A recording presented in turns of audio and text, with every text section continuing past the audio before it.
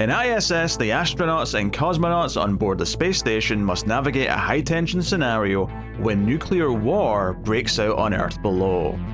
There's plenty of potential here, and this movie squanders all of it. Let's discuss.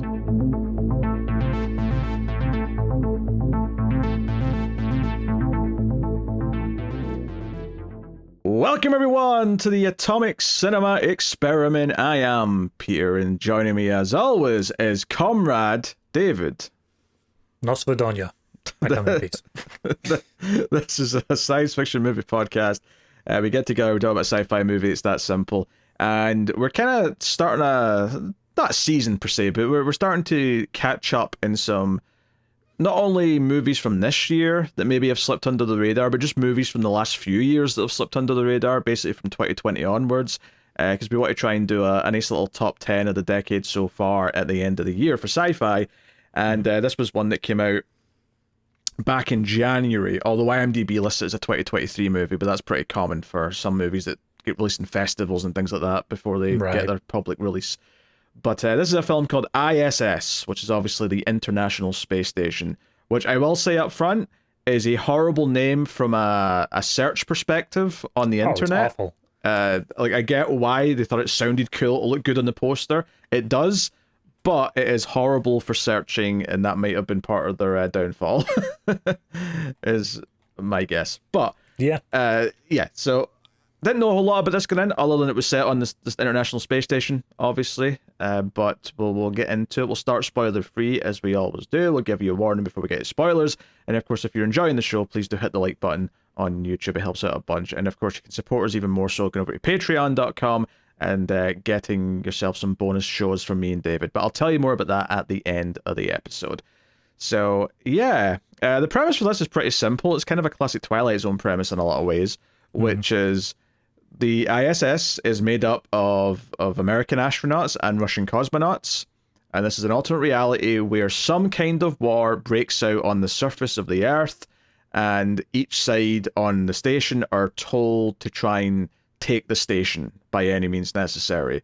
And that's it. That's your premise, right? Obviously, there's a lot more to it that unravels as the movie goes, but that is the basic gist of it. Is that, hey, we're all together. This is a beacon of us working together.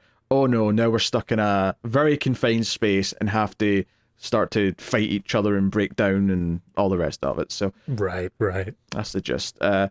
If I hadn't told you this existed, David, would you have heard of it? I'm not convinced I've heard of it after watching it. That doesn't sound good. Nah. I mean, it is one of those movies that, I don't know, it feels like the Netflix kind of thing where like they had a deal, they made it, it has actual actors and all that, but it still feels, once you're done, like some level of a fever dream. Not in like how crazy or weird it is, but just the fact that like someone spent millions of dollars for this to get made, and it just feels like it coasts under everything. Like nobody even knows it's there. I mean, I feel like you're giving away some of your feelings to the question I'm about to ask, so I'll just hit it. David, what did you think of ISS? All-time classic, Pete. Really, just the best. No, it's such a good premise. It really is a great premise of, like you said, it's a Twilight Zone episode just expanded out to a larger movie. And with nowadays the special effects that we can manage and all this sort of stuff with like making zero G believable, I'm down for this. It seems like it's a really good idea, and it starts off perfectly fine with how it's executing that. And then which is key there, just, you know, doesn't start off amazingly. It starts off perfectly fine. It's not, there's nothing bad about it, I'd say, for a little while. Yeah.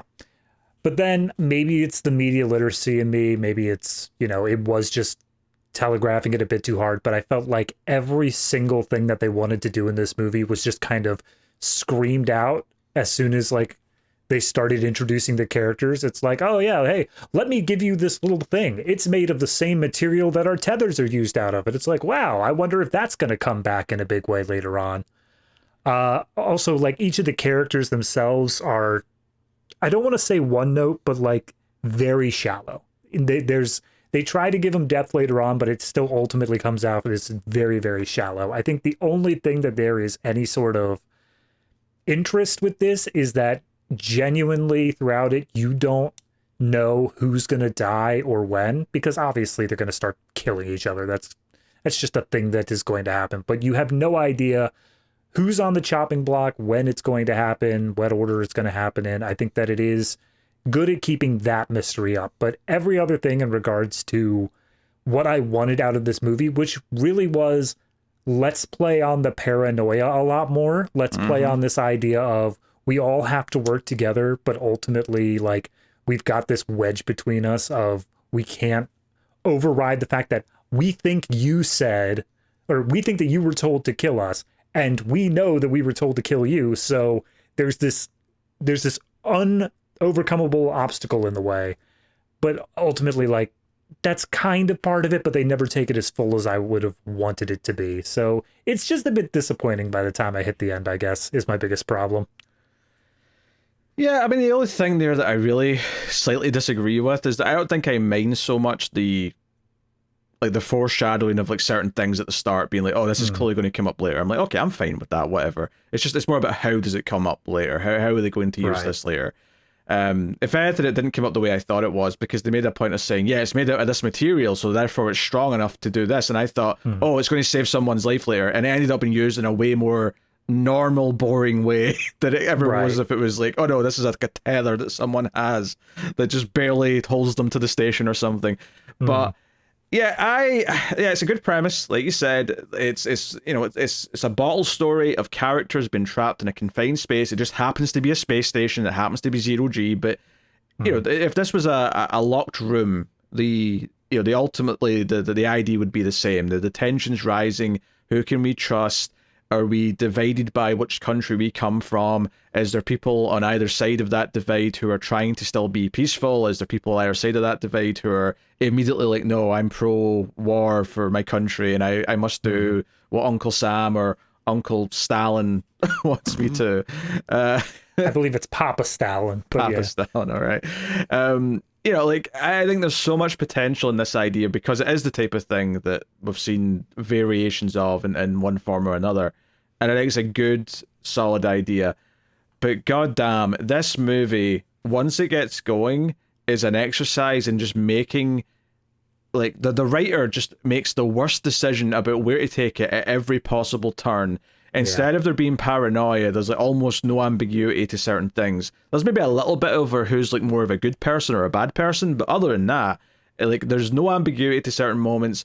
There's flat out moments that I just came across as silly to me, and then just like pivoted straight into cliche territory, where nothing was landing. Like, honestly, the last 40 minutes of this movie are so bland, and just the forced attempts to create tension and to turn it into like a sci-fi thriller, which it should be. Like, it should be a sci-fi thriller, don't get me wrong. But the attempts to actually do it in this movie are just some of the most like, oh, you've watched a few thrillers and you're repeating this. And some of them, they aren't all necessarily to do with this type of conflict or space or anything like that either. They're just situations from other movies that have thrilling scenes where someone might have, oh, that person might not be as good anymore. We might have to start to think about that or something. Like, doing very basic stuff in the most dull and uninteresting ways possible. And yeah, by the end, I'm like, yeah, that felt like a Netflix movie in every possible way. It felt forgettable. It felt disposable. The characters don't ultimately add up too much. Like I say, I think it starts off perfectly okay. It's not like it didn't draw me in and make me go, oh wow, these characters are so interesting. I'm so invested in where this is going. But I thought there was a chance it was going to get better as it went along. It was going to, once the actual tension started to develop, like maybe explore some of those ideas of loyalty, some of those ideas of trust. And to be honest, everything, like, instead of like having subtext about these things, we just have characters saying, you have to trust me, right? I'm the only one you can trust, and blah blah blah blah. And they're like, okay, so we're just nothing's left unsaid. Everything is just blatantly yelled out for us to hear, and it makes it all far less interesting or invigorating. Yeah, no, I mean, it was a problem for me of, I started this movie up and I gave it, whatever attention it deserved at the beginning and whatnot. And then we started working through getting to know the cast, getting to know each of the characters. We introduce each of them pretty much one by one as we get little backstory bits for them. And I realized somewhere in the middle of that, like I got on my phone and I was paying more attention to that than the movie. And I like, before we even got to the inciting incident, I'm like, well, hold on. I didn't absorb any of that. So I rewound it. I rewatched it, whatever I missed. And I was still like giving it full attention. I was still just so bored because everything was just like so by the book, so by the like, oh yeah, look, there's this one guy who's like extra creepy about it, but like, can we trust him? Is he to be whatever? And then there's that moment of tension between the US people and the Russian people at, I guess it's New Year's. And they're like, oh, is this where everything's going to kick off? Is this where we could really trust everyone?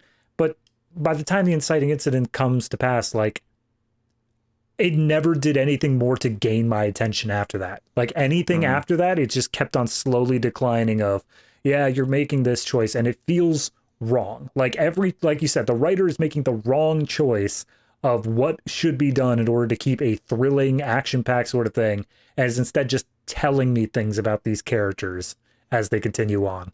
Yeah, I had a similar moment actually when they were doing some exposition about halfway through about like what's going on with the station, what problems do we have, and like I realized at the end of the scene that I did not take in a single lick of information that it was telling me, and it's one of those movies where the dialogue's not particularly engaging, the characters aren't particularly engaging, and I think like there's one or two moments early on where it felt like they were going for this kind of like vibe of like how serene it is looking down at the Earth from the space station, and like there's one or two moments where it felt like it was going for that, but I'm like, man, we're following it from this perspective of the main character, whose name is Kira, and this is her first time up here, right? This is her first time up to the space station, whereas everyone else has been here before or whatever, or they've been here for a while, so it's not new to them anymore. Yeah, there's 3 Russians already up there and 1 US guy, and then 2 more US people come up. Yeah, at the start, and so I felt like you could have had like an atmosphere right away of just how special this all felt, of how, because it would have made the inciting incident feel like a bit harder hitting if it was like, like everything was kind of in this sense of awe beforehand or something like that. But part of me almost wonders like are you almost doing a disservice by trying to like build all these characters before everything kicks off? Because, and maybe that's just because I'm thinking of this in like a sort of half an hour format, but would it almost be more tense driven if we only learn about the characters through the conflicts rather than like getting all this spoon-fed exposition at the start? I mean, I think it can be done good both ways, to be fair. I just think this writer wasn't up to the task. Yeah, there was a part, and it goes exactly what you were saying with the sense of awe. There was a part where they go to like the moon window. They have a special where it's like copula or something like that. And they look out at the Earth and they explicitly say like, oh, some people get this sense of wonder, this sense of awe of like how there's no borders on Earth, and it's like a spiritual enlightenment or something like that. And some people understand that moment.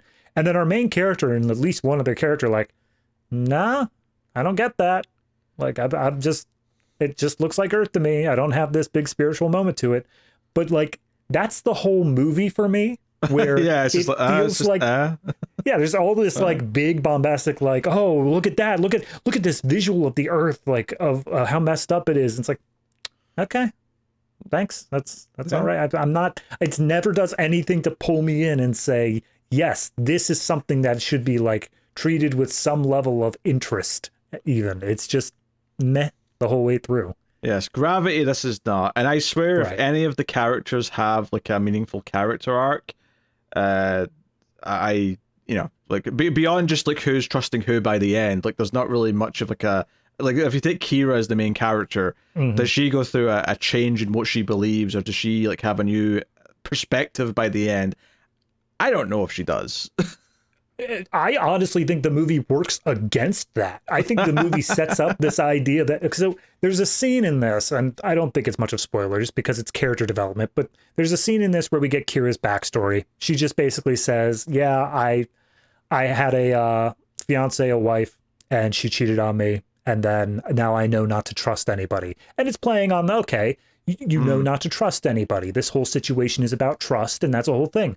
But the problem with that is her character is trusting of everybody. She's the most trusting one. Yeah. Right. She trusts absolutely everybody on board and tries to mitigate violence at all points. And it's like, well, then what are you doing as a character? Yeah, that's telling me you should be the first one to be like accusing people and be the one who's hot-headed, and by Right. the end learn not to do that, because that, you know, that'll just escalate things or something, you know, like that could be the character arc. Yep, that's a problem. Yes, Gravity, this is not, right? Obviously it's not the Yes. same premise, but all I was thinking in the back half of this movie was how thrilling that film is, Mhm. how it's got a strong character arc. She's basically on her own for the whole movie, and it's so much better and thrilling, and everything she's doing in that movie compared to this. Yeah. It's a whole thing. So yeah, like, you know, obviously the effects are pretty decent. It's a fairly low budget Mhm. movie, all things considered. It looks, you know, looks fine effects wise. I think the direction is adequate. Yeah, there's a few stylistic choices here where they like switch over to security camera footage and Yes. like they show specifically from different angles and unconventional things that you are only able to do in a zero G environment. Like there's one shot of towards the beginning of a guy who's doing a workout on a treadmill and he is perpendicular to what we consider the ground, whereas everyone else is vertical. And I like those little choices of showing like, yes, this is a strange foreign space because we are in zero G, but it doesn't feel like it was ever working towards a larger image. It just felt like, isn't this quirky? Let's just show this. Yeah. Even the security footage stuff, like you would think that would imply something of like, oh, you know, they're always being watched, or there is this sense of like paranoia of who's around at any given time. But no, that's not really something that comes up, and the security footage is just used to give a different perspective than a usual Yeah, one. you'd think that'd become a plot point at some point, is that there's security cameras in the station that maybe could be used in some way or another. Yeah, interesting idea. That just goes left unused. I was thinking more. Again, I'll stay away from any sort of details here for spoilers, but there is a fight scene about 2/3 or so into the movie that I thought was almost comically bad. Yeah. To be honest, and I think the direction's part of that. The performances of the actors, and maybe they're limited because they're pretending to be in zero G, and you know, however they're pulling that off. But it's just, you know, but what got me about it is not just like how poorly like orchestrated the fight itself was and how little it was captivating, but more just that by the end of it, there's like a really sort of like traditional like Shakespearean pulling out of a dagger. It's not actually a dagger, but it's standing in for one, Yeah. right? And the way the character sort of pulls it out and sort of like, "Ugh," and like sort of like shoves it in to like the other person, I'm like, oh, this is like, why are we doing this goofy, cheesy, old school moment? This does not fit the tone or the theme of the movie at all. Just literally have him say a plague on both your houses, stab. So just things like that, you know, honestly, by the time we got to the last like 30-40 minutes, like I said, I was just actively starting to get annoyed. Like, I think up until that point, it was like a perfectly fine 5 out of 10. I'm not going to spoil my rating, but it started doing things to chip away and go under that number before we got to the end. So That's fair. there's a tease for the rating of the end. Yeah, no, I mean, even right after that scene that you described, it kind of goes into a lull for a moment. Yeah, and then And- there's like a new thing comes up. Yeah. Right, but that scene did not even finish yet. Like the characters were still in a deeply emotional place. And I checked the time. Like I was like, how much longer do I have to sit through? This is theoretically would have been the climax of the movie, or at least an emotional high. And I was like, all right, come on, wrap it up. I'm done with this. Yes. Let's get going with it. Come on. I've got places to be, things to do. Yeah. Actors wise, I don't really recognize any of the Russian actors. I assume they are actually Russian actors just based off their names. They sound very Yeah, we got Russian. Masha, Mashkova, Costa Ronin, and Pilo Azbek. Yes. So I haven't heard of pretty much any of them. They have, you know, a lot of acting credits. I also was not familiar with our main character, Adriana DeBose. Well, she was just in the West Side Story movie that Spielberg did, and she was in I think the last season of Westworld, which I actually gave up on in episode 1, so I don't know if I saw her in that. But she's Okay. she's an up and comer. She's kind of starting to be in more things. Okay. Yeah, the two American guys though I did recognize. We got Yes. Chris Messina, who's kind of like the captain on the American side, and then John Gallagher Jr., who honestly I barely recognize because I'm used to him having a beard. But Yeah. yeah, that's Yeah. him. He's on the initial flight up, and so they're wearing like a full like space suit with like Yeah. the hair matted down. I didn't recognize him at all. It wasn't until they got onto the space station I'm like, oh hey, John Gallagher Jr. was that guy. And I keep on. Here's the thing. Both of these actors, the main ones that we recognize, they both starred on a Aaron Sorkin show called The Newsroom, and I love that show. That's one of my ones I go back to constantly. I just really enjoy it, and I like both of their performances in that show. But especially John Gallagher Jr., I have never seen him get back to the place that I like him in that show. Because the last time I remember seeing him was without spoiling, he was a character in Peppermint, if you remember that one. I mean, barely, but yeah. Yes. Yeah, that was a bonus episode for anyone not on the Patreon. But I keep on wanting to like him more than his roles are giving him. So a little disappointed on that. Yeah, I feel he's a bit hard to take in dramatic roles. I feel like he leans more into the dumb comedies. At least that's what I think of when I think of him first. Right. Yeah. That's kind of he's the, if you were to compare Newsroom to The Office, he's absolutely the Jim character, to the point where his name is Jim. So that's fair enough. Yep, there you go. The director of this, I didn't really recognize. She does kind of have one claim to fame, though, although it's a documentary she did that's kind of famous. Yes. Blackfish, which is about the whaling techniques. It came out about a decade ago or something like that.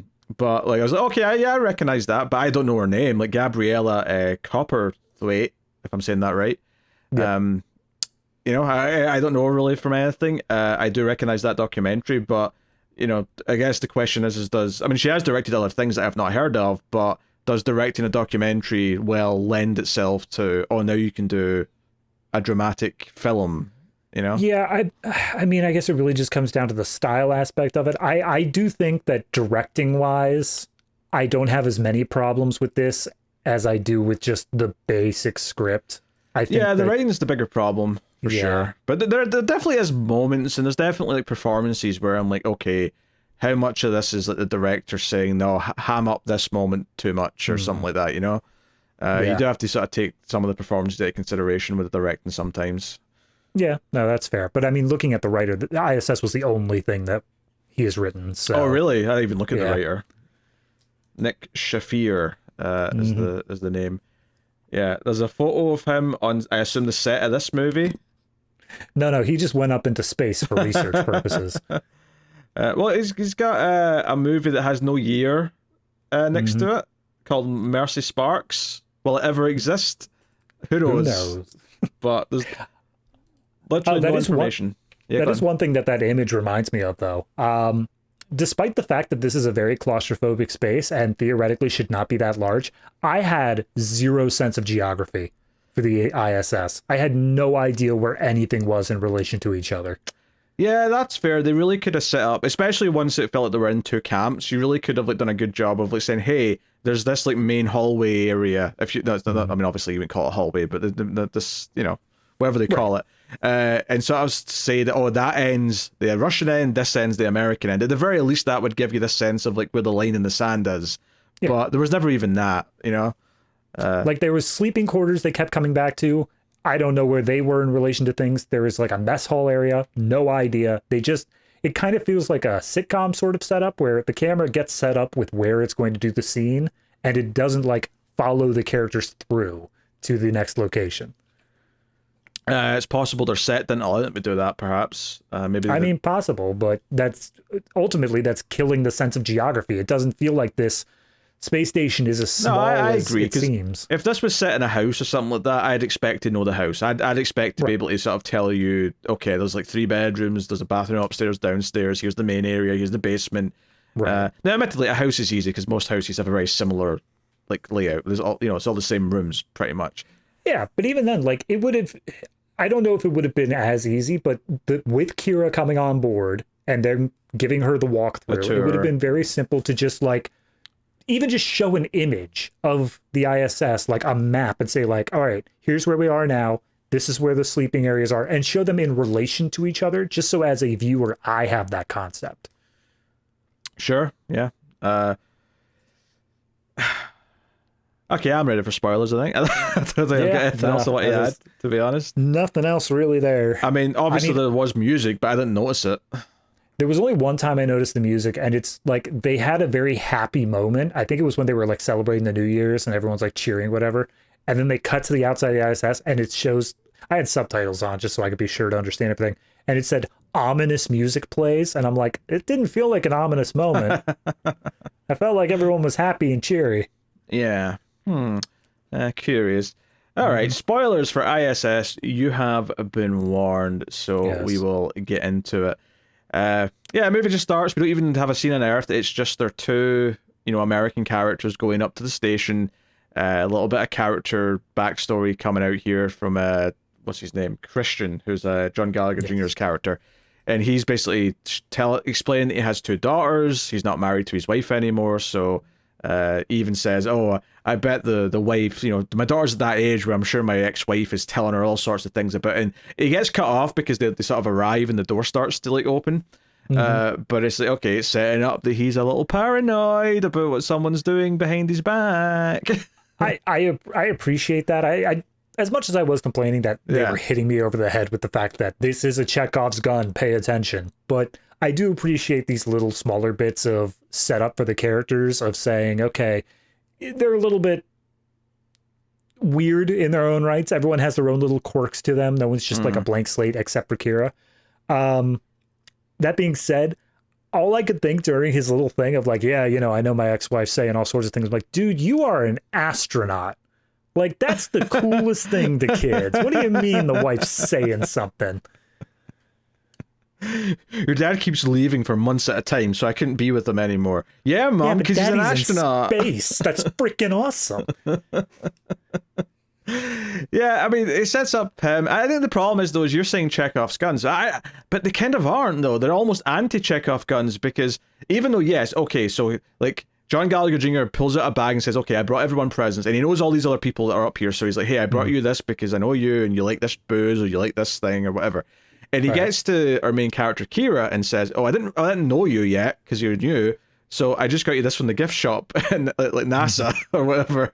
And it's like a little toy shuttle with like a little strap. A strap, yeah. And he's like, oh, that strap's made from the same stuff that our tethers are made of, right? And I'm like, okay, that is a smoking Chekhov's gun that is going to be used to hold on tight to something, and it won't break because it's made of the same material as the tethers they use to actually like save their lives and whatnot. Yes. And technically, with that description you just gave, you are correct. That does happen. Well, here's the thing, though. It doesn't get used in that fashion, though. It gets used to strangle someone later, which I would argue is not paying off the Chekhov's gun. It's used, but it's not actually because of what it is. She could have literally grabbed anything that is, a hose, a shoelace, like anything would have worked. I get what you're saying. I'm less concerned about the purpose of it and the way that they're describing it, though I do think having him basically say it's unbreakable is part of the scene itself. I'm more concerned with the fact of they bring it up, they dangle it in front of our eyes and say, hey, remember this thing, it's going to come back. And that's what I consider more of a Chekhov's gun, not the purpose, but the thing of like, it's coming back, we're setting this up, don't forget it's here. And we just have to keep that in our mental inventory for the rest of the movie. Let me compare something, right? So you say you've got an actual Chekhov's gun, but instead of shooting someone with it, you hit them over the head with it. Technically, you've used it, yes, but you've not actually fulfilled the tease that it was actually being teased for.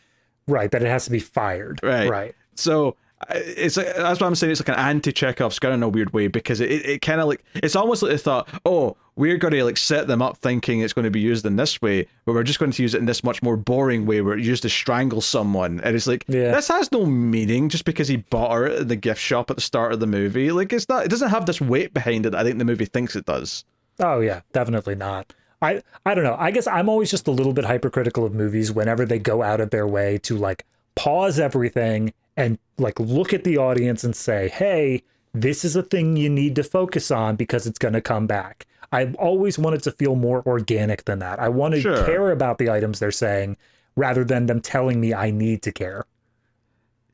I'm saying this movie's problems run a layer deeper than that, so it doesn't matter.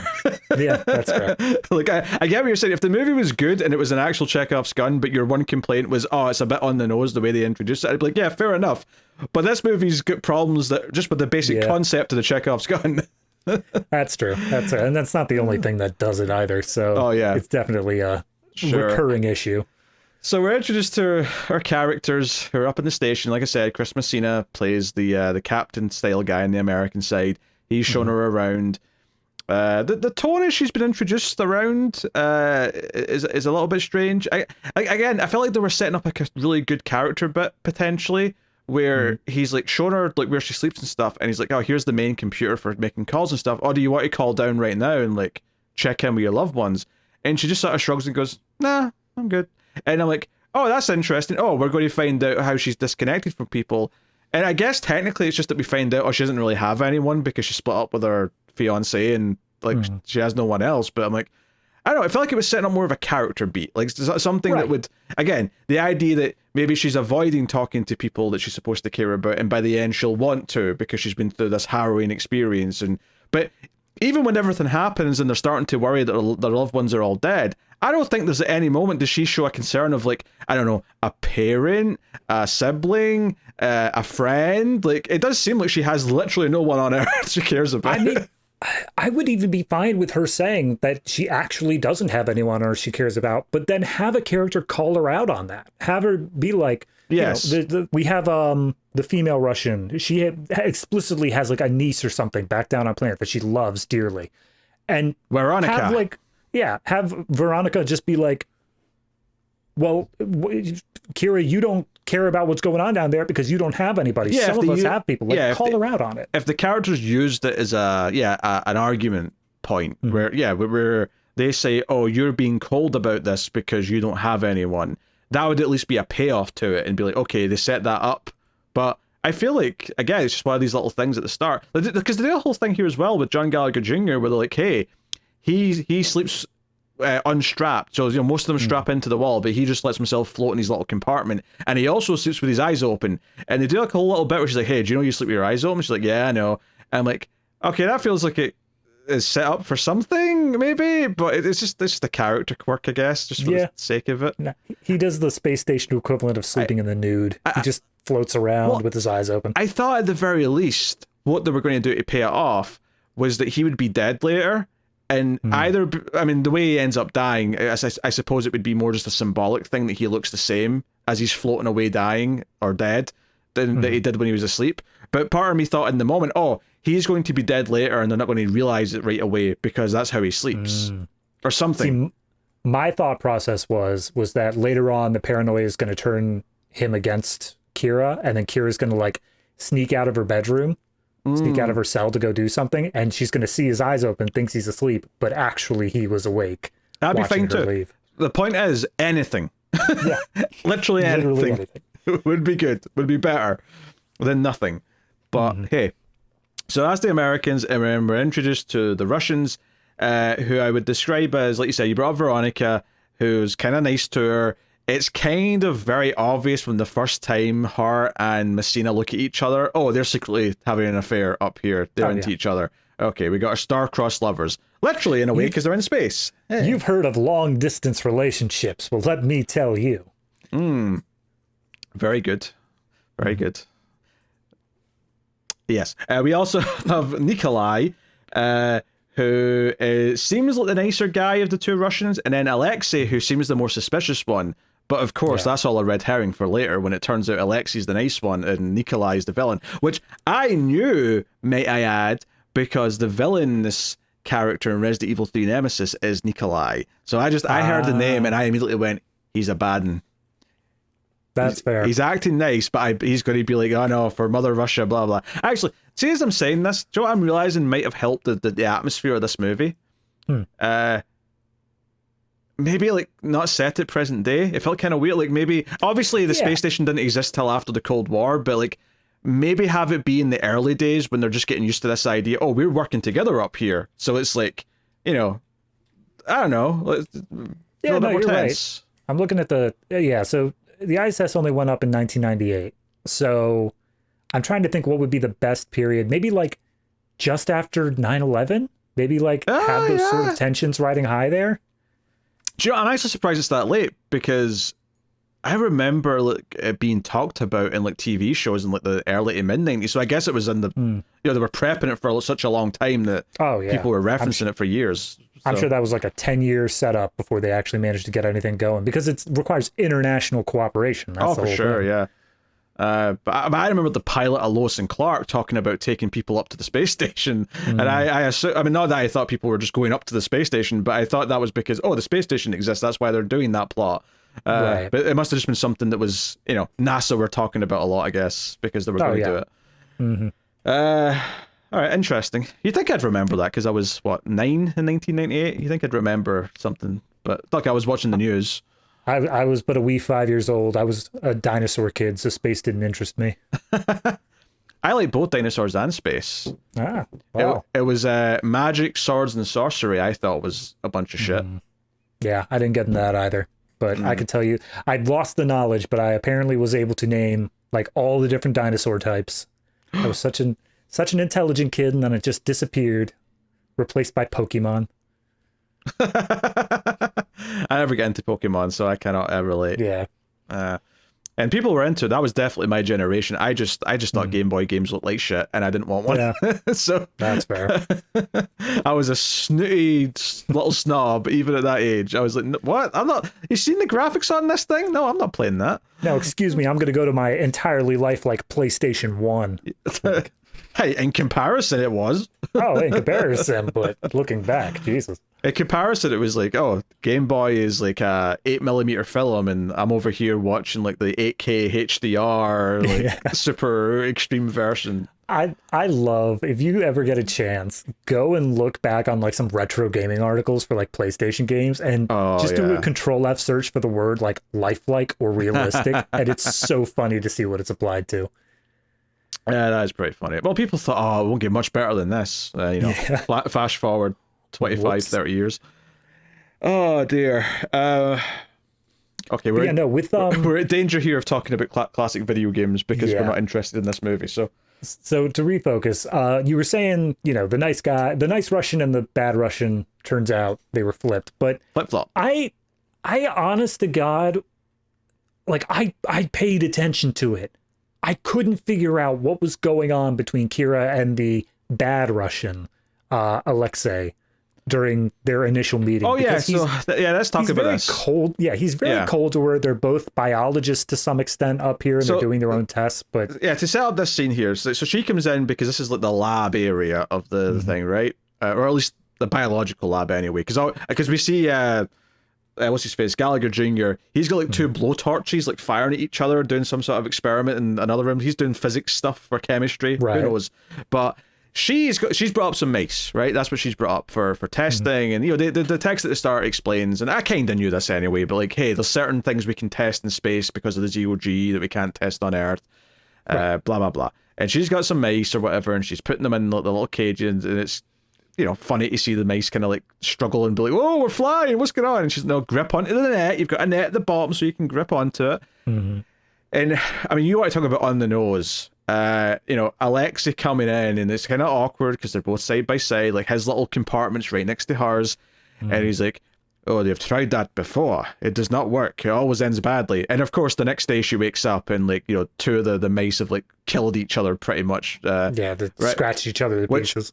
It's on the nose, but what was really on the nose is just to skip to the end of the movie when it's just these two characters left and they're the only survivors and they're the two good characters. When they go back to the mice, there's just two mice left and they're living in complete harmony. And I'm like, "Oh, movie, what are you doing?" It's not even that. It's the mice were scratching at each other because they were trying to get a grip on something, saying that, when there isn't like something to hold on to, they'll tear each other apart. But then the end of the movie shows that the good Russian, installed a net on the side to say, see, everything's fine if you just manage to hold on to something. It's like, wow. You just want to spell out the moral like as quickly as possible. I was too busy laughing at the only two mice left, like those two. Yeah. That I didn't hear a single thing he said at the end. Yeah, no, it was just spelling it out. It was just like, yes, the reason the mice doesn't work is there's nothing to hold on to. This is, look, now there's something to hold on to emotionally. But what's so weird though is that he has all these like weird looks at her, and like as she leaves, he's sort of glancing over her mice, and like, is he up to something? So it's like, and even when you find like two of the mice are dead the next day, I thought they try to imply that he did something that caused this or whatever. And I think she's suspicious of that as well. Yeah. They also set up that there's like a bunch of compartments all over the station that are locked. And there's American compartments that the Americans all have keys for. And that one key will unlock all the American drawers. But the Russians have a key for all the Russian drawers. And I thought that was going to be a huge plot point. And it does come up, but it's not like a big thing at all. Here's the thing. I don't know if this is accurate, so I don't want to critique it too hard. But it seems like the dumbest possible, like, okay, having a key that only Americans can open up and having one of the Russians, fine. All right, I can accept that. You guys like international secrets, so be it. If you need to have that, you need to have that. But they just flippantly say, like, oh yeah, and if you ever need something in the Russians, you can just trade keys with somebody. Like, he says we don't care. It's like, no, I feel like that should be more locked down, where like you have to open the compartment that you want them access to. That seems a little bit crazy to me. I mean, you're just like, just trade them. What we just have key parties up here all the time. Again, it's if they use it to say something, I'd be fine with it. Like, say if they said, hey, when they first built this place, everyone was super secretive, so they built this key system, and but over the decades of being up here, it's kind of like, we all just kind of trust each other now. So it's like, to show that how much things have progressed, which would make it harder hitting when everything breaks down again and everyone sort of goes into two camps because, we've had these orders, things are, shit's hitting the fan. Like, if they said something with it, if they used it as a tool for the story, it would be fine. It'd be serving a purpose. But as it is, I was like, okay, I suspect there's going to be like some mix up with keys later, or someone's going to get access to something. And honestly, the key thing just ends up being a bit of a non-starter. It's almost like it could have equally just as easily been one specific key that one character had that someone had to sort of convince them to hand over, and that would have served just as well. It did not matter that they all have a key or that they all have keys to all these different doors all over the station. Yeah, honestly, it kind of is indicative of what I wanted the plot to be, and what I was so disappointed with here is that what I wanted was for Kira, our main character, to be kind of on the undecided zone. Like, do we trust the Russians? Do we not trust the Russians? You have the captain who obviously has romantic interest in the Russians, is like, we can trust them. Like, we all got to work together up here to survive. There's literally a freaking nuclear holocaust down there, so we need to definitely shore up our resources up here. And then you have Christian, who is obviously the more paranoid one. He comes at it and says, like, no, we can't trust them. And what I was looking for was Christian fueling the paranoia. Christian trying to do things to do that. And I was expecting, in regards to the key thing, like, she goes for a key, she can't find it. And she assumes, like, oh no, one of the Russians must have taken it, and they start like freaking out about that. Meanwhile, Christian is the one who took it, doesn't say anything in order to fuel this paranoia. Basically showing this idea that, like, despite the fact that the Russians theoretically are doing nothing wrong, this paranoia is kind of building on itself and making things worse. On the hopeful side, I think I wanted like someone to be the Picard and make a speech about trust at some point. That would have been nice. I think in a broad spectrum, I think what we're saying is we wanted this movie to be more, there's a bomb under the table and we all have to like sort of decide how to deal with it and like try and diffuse it, and if not, then we're all screwed kind of thing. But it'd be more about the conversation. Instead, what the movie actually is that people are like throwing the bomb at each other and they're sort of bouncing it in their hands because they don't know what to do with it, and then they're passing it on to someone else, and that's what the movie is. Honestly, you know what? I just remembered this. What I wanted from this movie is an 1.5 hour long version of the ferry scene from The Dark Knight. Sure, yeah. Where, like, if you don't do anything, everyone loses. But if one of you does something, then the other one will lose and you'll win. And it's this idea of, do you trust or do you give up the other person? Yeah, and they could have done so much with the fact that, like one person in either side, because there's 3 each, one person either side is romantically linked with one and the other. They could have used that to such great effect, and they do almost nothing with it. It's actually criminal how little they use it. Theoretically, there's a whole subplot about it, but like, barely? It doesn't feel like it's actually using the romantic interest as anything more than, it's just a reason for a character to go off the deep end. That's all it is. And then a character who was supposedly maybe dead isn't dead, and then that's just thrown away almost instantly, and it doesn't even make sense. Stupid. Yeah, it doesn't. Like, what he does doesn't even make sense given like who's involved and like why someone did something. Like so. Oh yeah, okay. So yeah, the inciting incident, right? Just to skip ahead a little bit. Our main character Kira is just up at the window area, looking down at Earth, being like, "Ooh, big blue ball, blah blah blah," and all of a sudden there's a flash of light, and then there's a second flash of light, and she's like, "Hey guys, I think I'm seeing a volcano erupt or something," and I'm like, "How many volcanoes are you seeing there, Kira? This is the end." You know, the famous New York volcano. I mean, could you tell which part of the Earth she was looking at? Because I couldn't. In this initial scene, it was definitely North America. Okay. Like, I could tell that much. In every other subsequent scene when we see the Earth, no idea. Have no clue what we're looking at. Yeah, because apparently so many nukes have went off that for the rest of the movie, half the planet just looks like it's on fire. It just looks red and like orange and yellow. You know, I'm really happy that a few weeks ago I watched Threads, because that was just going on in my head. I'm like, oh, hey, that's what's happening down there now. That's cool. Yeah. So that sets things up. Everyone's kind of, you know, they shut the sort of safety door to this little port area because they're worried of damage and whatnot. And quite quickly, it's like, okay, what do we do? And this is where the captain of the American side gets a secret message. He's told not to say it out loud, just to read it. And you also see like the Russians' computer blinking as if they're getting a message. So you assume it's the same kind of thing. And this is actually one of my first problems with the movie, is that why are you telling us that the other side are getting the same message? Like, you're making it obvious they're getting the same message when this should be something we're questioning as the audience.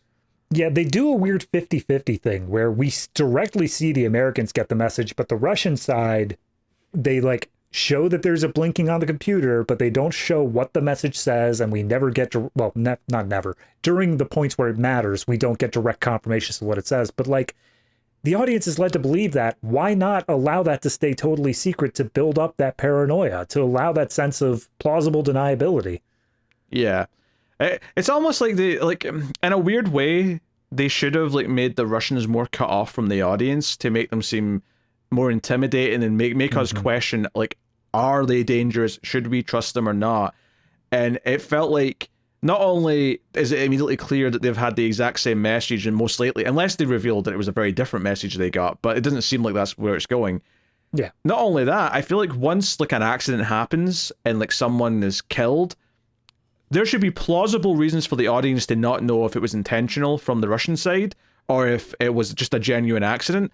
But the movie's just like, no, here it is. This is why it happens. You know, at least one or two of the Russians did this. They chose to do it. This is what happened. And there's no mystery to it whatsoever. You know exactly what's going on, and there's no intrigue. You're just kind of like, okay, well, I guess that's that done. And then we just have to now wait for the American characters to sort of decide how to react to the fact that their captain might have been killed. Yeah. Now, as soon as the fact that the very first kill removes all sense of paranoia and just confirms, yes, this is happening, this does need to be dealt with, immediately robs the rest of the movie of every other sense of like fear of who's going to be on what side. Like, immediately it all locks down and you're like, this is on this side, this is on the other, and we're done. Yeah, maybe there should be something important that someone steals or moves or something, and it's like, okay, who took it? And then we can have a little bit of a, you know, the thing, like who's the culprit, and sort of like have that build the tensions a little bit. But regardless of however they do it, like, I'm not saying I have the perfect solution in my head, but I just know it's not what they did. Like, that's what I know for sure. Yeah. Because it's just so strange. And obviously the big thing, because the whole thing is that, oh, the antenna is broken, we can't send a message down, so they're basically forcing Chris Messina's character to go outside and do a spacewalk to try and fix the antenna, but obviously when he gets there, it turns out it's completely fine. This was a trick. And then one of the Russians, Nikolai, the evil one, I mean, it doesn't seem like he's the evil one of the two yet, but he is. He's controlling the big arm on the outside and basically hits him with it. Although, to be fair though, if Messina didn't disconnect his tether to reach something, this wouldn't have been an issue. So this scene is so frustrating to me because it's like 100 unnecessary things just to get to the point where it wants to go. Well, David, it's the problem of characters having to make dumb choices to advance the plot. It falls into that pitfall. It's not even like, yes, you're right, it is a dumb choice on Chris Messina's part, but like there's also just completely unnecessary steps just to involve other characters. So we're going out to check to see if this radio is fine. He is on comms the entire time with Kira. This is where we get Kira's whole backstory of, oh, she doesn't trust anybody, blah, blah, blah. And then we see Alexei is in the, I don't know, the wiring, whatever you want to call it.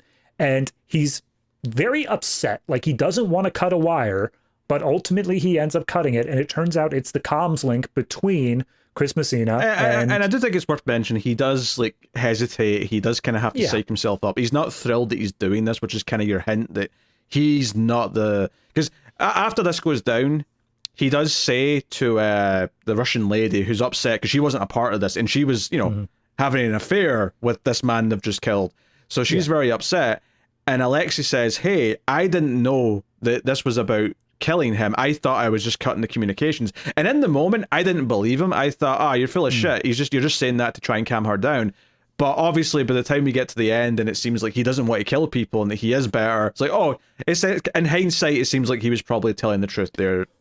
Right. So, and like, on you go. I understand that post after the fact of like, I didn't know what he was going to do, da-da-da-da-da. But like, what was the end goal in Alexei's mind there? Like, he goes out, he does the spacewalk, we cut their comms, and that results in what? Like, in his mind, he'd come back in, and then it's like, okay, everything's fine, no problem. Because in his mind, he should still be tethered, which don't even get me fucking started on the tether. Jesus Christ. That is by far the dumbest thing I have ever seen in a supposedly realistic movie. Of, you got an astronaut who is inches away from this radio antenna, and he says, well, better just unclip myself from the only thing keeping me alive and drift over there. Especially since all he has to do is go back a little bit, unhook his tether from the because he keeps having to sort of disconnect it and reconnect it to different bars along the side. All he has to do is go back a bit. So it feels like he just does this to save himself like 30 seconds, which just makes it even more dumb. Also, you owe me... What's the penalty for swearing on this show? Let's call it $1,000. I'll take $1,000 for every time you drop an F-bomb. Yeah. All right, that's fine. Set up a payment plan. Or you just maybe, I don't know, sell those 500 comics you bought at the weekend. I'm sorry. Was this a public conversation we're having? David bought 500 comics at Comic-Con this weekend. Yeah, I did. They're all on the wall. It's visible. You can see them. They're there. Anyway. But no, the other part of that scene that really upset me is, how was Nikolai's plan going to work?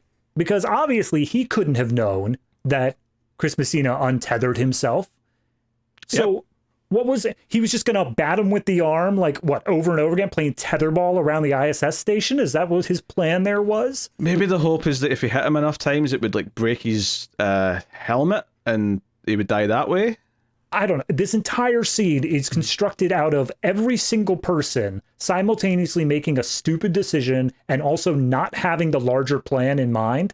But because all of them come together in their own stupidity, the larger plan theoretically works out for Nikolai. I say theoretically because it actually turns out it doesn't. No. Turns out he's actually just hanging on to one of the solar panel sort of bits for like half the movie. 40 minutes of the movie. He's just chilling out there. And that's another problem I have with this is zero sense of geography, but also zero sense of time.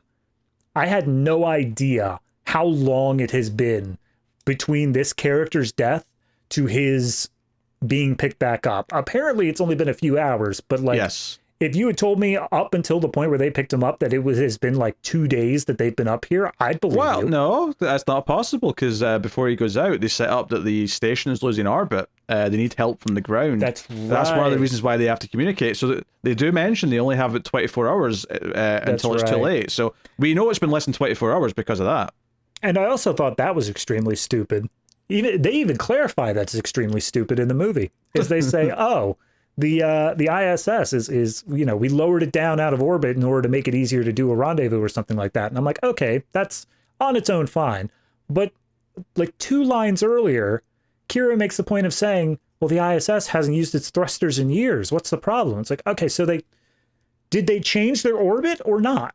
Like, was it always going to just fall out of orbit? Because you're saying they've never used the thrusters, yet somehow they changed their orbit to be lower down. Which is it? Someone put their arm outside and did like a little swimming motion. Yeah. Which works in a vacuum, of course. They did the Flash TV show, the Whirlwind Arms. Yeah, some Whirlwind Arms. Yeah. Gotcha. No, I have no answer for you, David. You're right. It's stupid. I see, my whole thing here though is that as soon as we didn't see a body, and like obviously Kira and some of the others run across the windows to like see if they can see where he's flown off to, and they can't, right? And I'm like, okay, we didn't see a body. He's definitely showing back up later, and I was almost relieved that at least when he did show back up later, it's because someone spotted him on a camera, and arguably. It's the moment where you find out for sure that Alexei's the good guy because he sees him and uses the arm to help him back inside. So I was like, admittedly at this point in the movie, it already lost me, but I will say I was slightly pleasantly surprised that they at least did it that way and not what I thought they were going to do, which was that in a tense moment out of nowhere, he would just like hit someone over the head with a weapon and like be like, "I'm back, bitches," and like There's just be no that. alarms or anything when the airlock's opened up. It's like, just like, I snuck in through the back door. I genuinely thought they were going to do that as a big dramatic moment, and they at least didn't do that. So that's it's a very small point I'm giving it, but it's something. To an extent, because they also kind of did the moment you're saying. Like, yes, they show that he was brought back in by the arm, but like they don't ever show him being brought back into the station, getting out of his suit, meeting up with people. Like, no, the first time you see him, he jumps up and bashes someone over the head. But they do at least set it up where you know it's in motion, you know what they expect them, so it's not just some bullshit like Deus Ex Machina out of nowhere kind of thing. Ah, jeez. So from here, things get a bit tense, obviously. And the main story here is that Veronica, when she finds out what the other two did, and they're saying, "Hey, this is for the country, we have to do this," and she's like, "They're our friends. We've been living with them for months, years, blah, blah, blah. Why couldn't you kill Kira? She's the new one." But she's like, "I'm going to go tell the Americans right now." But then it's weird because when we see her go to Kira, she doesn't just tell her what they did, right? There's a quick moment in between where she sort of like cries to herself and like punches the wall or something. She gets like emotional. But when she goes to Kira, what she actually does is kind of play it coy, and I thought they were trying to do like a double swerve where they were going to say no. After she like had a moment on her own, she basically came to her senses and said, "No, I'm going to do this for Mother Russia. I'm going to work with the other two and take out the Americans." Because it did seem like she was trying to convince Kira of something to trick her. That's what it felt like. Okay, I think that's just poor writing. Because you're right. Yeah. The only thing she did was that Kira was having a conversation with Christian, and Christian's basically saying like, "They killed him. He is dead because of them. We need to work together now." And then Veronica shows up and just like, "Hey, Christian, can you leave so I can talk to Kira alone about something?" It's like, just say it in front of him, man. I know you give some BS reason as to like why you don't trust him, but like, you're only fueling the paranoia. Everyone makes dumb things just to fuel paranoia. Yeah, it's not natural things, which would be more interesting, or the stuff that's motivated by bias or motivated by their problems. It's just dumb writing. But she makes this whole speech about how part of what Alexei's been working on is a treatment for radiation poisoning, and that actually may become very relevant down on Earth if that's really a bunch of nuclear bombs that are going off. So let's talk about that. And she basically says, "Hey, I'm going to give me your key. I will use it to cause a distraction, and as a result, you can take the what do they call them? The serums? Not the serums. The thing to drive back down to Earth. The shuttle. Yeah. Well, it's not a shuttle. It's not what they call it. It's the Soyuz. Soyuz. Thank you. That's what I was looking for. Right. It's like the Soyuz is just the proper name of the shuttle.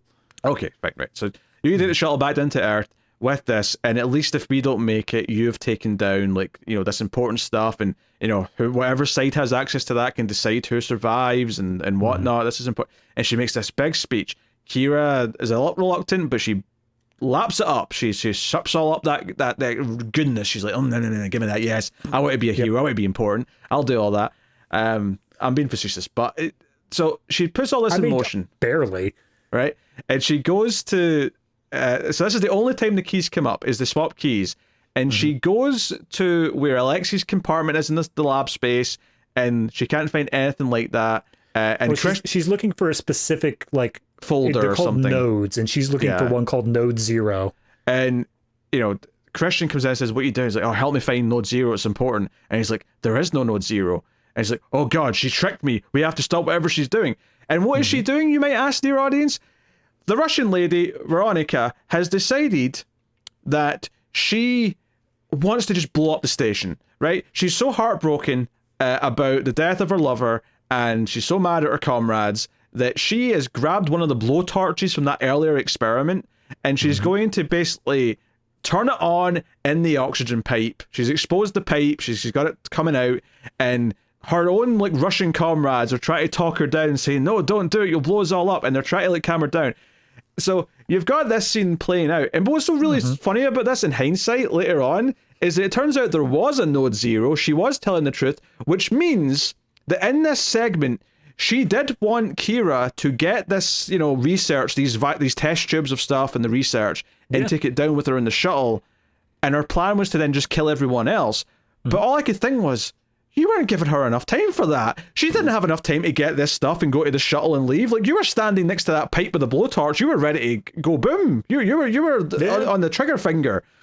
Like, I'm just like, the fact that it turned out to be true, what she said, made this even dumber than when it was just a lie, so she could, you know, get the key. Because I assume the key gave her access to this the blowtorch experiment thing. Yeah. So, yeah, that's what she wanted. She wanted the blowtorch. That was the trick, so she could blow them all up. Okay, but this felt so just like, this does not feel like the character you've introduced, that she's just going off the deep end like this. This is wild of a swerve to me. Look, theoretically, I'm okay with this character being so emotionally distraught, not just at the fact that her lover died, which is already painful enough, but the fact that it is her brothers in arms, it is her like friends and patriots that she's working with that are the ones that directly killed him. Like, that is a lot to take in. Add on top of that the fact that everyone she loves is probably dead from a nuclear explosion down on Earth. I'm willing to fully accept that she's having just a mental breakdown, and she is willing to blow them all up now because screw it, why not? There's nothing else for us here. I'm fine with that. My critique here is that I don't feel like I knew her well enough going into this for her to have this big moment where she's basically saying, no, we're all gonna die. Like, if you want to tell me she's having a psychotic break, do so, but like, make it more clear that that's what's happening, rather than it just being this, like, immediately she goes from totally sane, saying like, yes, no, take this stuff down to earth, I'll cause a distraction, pivot on a dime to, I'm gonna kill us all and we're going crazy now. Yeah, it's very premeditated. No, but I mean, what you're saying is basically just expanding on what I said, was it's just a wild swerve because we don't know her enough. It doesn't feel built up enough. It doesn't feel like they've earned her snapping like this, because all we've even had of their relationship before this moment is when Chris Messina kind of admitted it on the comms talking to Kira. Other than that, it's a couple of looks. It's a couple of quick looks at each other, like, we're bumping nasties at night when no one else is paying attention. So you know, the whole thing's just kind of whatever. The whole moment. This is the moment where it absolutely just completely fell apart. Where I'm like, okay, this movie's never saving itself now. Like, I didn't like a lot of things building up to this moment, but this is the moment where I went, okay, this is a lost cause. This movie's done. I actually was kind of like, it re-sparked my interest for a second when they figured out that she was lying, quote unquote, when she was lying, because I was like, oh, okay, here comes that paranoia thing again. You trusted somebody, and then it turns out they weren't telling the truth, and now you've got to save your own ass. I appreciate that because it at least tried something. What I disliked is how this whole scene wrapped up, because I think this is by far and away where every single character just simultaneously goes down the stupid drain and never comes back up. Yeah. And they were kind of already 1 foot in there to begin with. Because it's there, the Russians are talking down Veronica, and they're like, hey, don't do this. And like, she is about to, but they think that they're all about to die.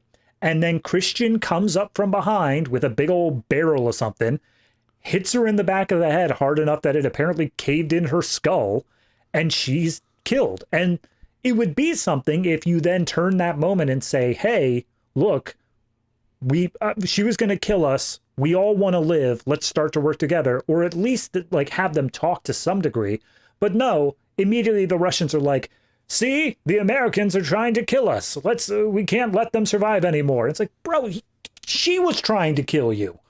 Like everyone, you can't just get up on him because he just saved your lives. Like, well, I don't know. It frustrated me so much. You say that, but this is actually meant to be more foreshadowing that that John Gallagher Jr. is as a psychopath, that he's the one not to be trusted, right? Because he doesn't just tag, because he could just grab her from behind. He could hit her in the back. No, he hits her in the back of the head. Like, that's what he aims for. He goes straight for the back of the head. And yeah, you could argue, oh, he's, it's high tension. He's not thinking clearly. He's he's in the moment, whatever. Yeah. But the conversation that happens right after, where he takes Kira aside and says, "Hey, you're still on my side, right? Like, I need to know." Like, and she's like, "Hey, we can go help them. Let's go help, save her. She may still be able to, be saved." And he's like, "No, she won't.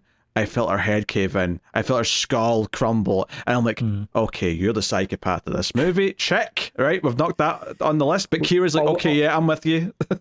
All we needed was for him to say, like, I felt her skull caved in, and I liked it.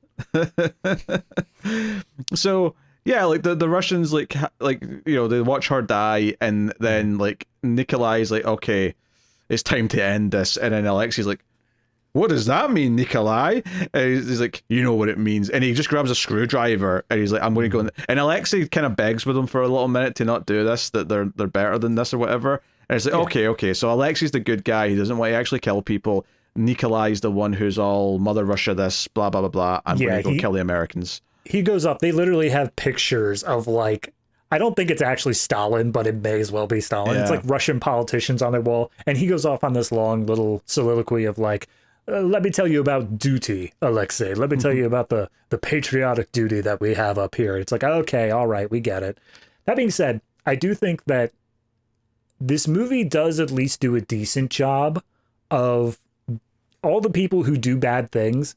They give them different reasons. It's not like all of them are just so devoted to their country that they're willing to do all this stuff for it. Like, you have, obviously, Nikolai is the one who's devoted to his country, but Christian, his whole motivation is his daughters. He wants to get back home and see his kids again.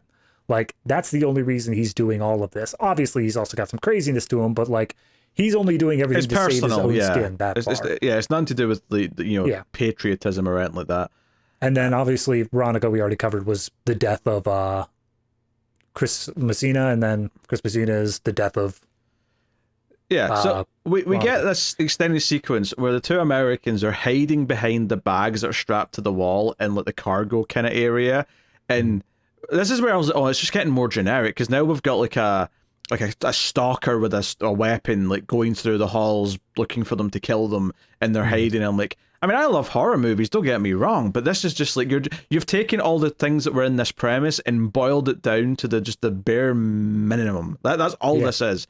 And Alexei tries to sort of get in the way at one point and whatever, but it's during this though where Alexei sees Chris Messina out, like, hanging on. And to be fair, they do say at one point that it would take 8 hours for his oxygen to run out completely. So so we know it's within 8 hours, to answer that question as well, that how long it's been.